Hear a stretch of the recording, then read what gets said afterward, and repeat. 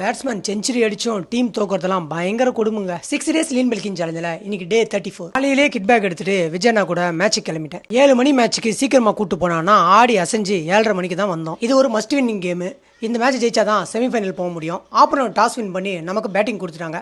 நானும் விஜயனாவும் ஓப்பனிங் இறங்கணும். பவுலரை புல்லடிக்கு போய் ஷோல்டர் பொழந்தது தான் மிச்சம். பால் வந்து டைரக்டா ஷோல்டரில் பட்டு சரியான பெயின். ஜிம்மில் ஒர்க் அவுட் பண்ணி ஏதோ கொஞ்சம் மசில் வச்சிருக்கனால தப்பிச்சுக்கிட்டேன். இல்லை போன் ஃப்ராக்சர் வரைக்கும் போயிருக்கும். இதுலேருந்து என்ன தெரியுது, மசில் தான் உங்கள் பாடியை சேவ் பண்ணும். அதனால் ஜிம்முக்கு போய் ஒழுங்காக ஒர்க் அவுட் பண்ணுங்க.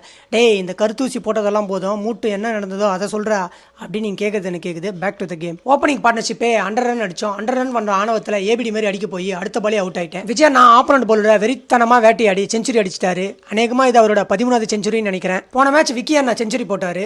இந்த மேட்ச் விஜய் அண்ணா செஞ்சுரி போட்டாரு. ஆனால் சோகம் என்னன்னா 2 மேட்சுமே தோத்துட்டோம். 20 ஓவர்ஸ்க்கு 191 ஆப்பனண்ட்டுக்கு டார்கெட்டாக கொடுத்தோம். மேட்ச்சில் என்னென்ன தப்புலாம் பண்ணக்கூடாதோ அந்த தப்புலாம் நாங்கள் கரெக்டாக பண்ணோம். ஈஸி கேட்ச் விட்டோம், பவுண்டரிஸ் கொடுத்தோம், மிஸ்பீல் பண்ணோம்.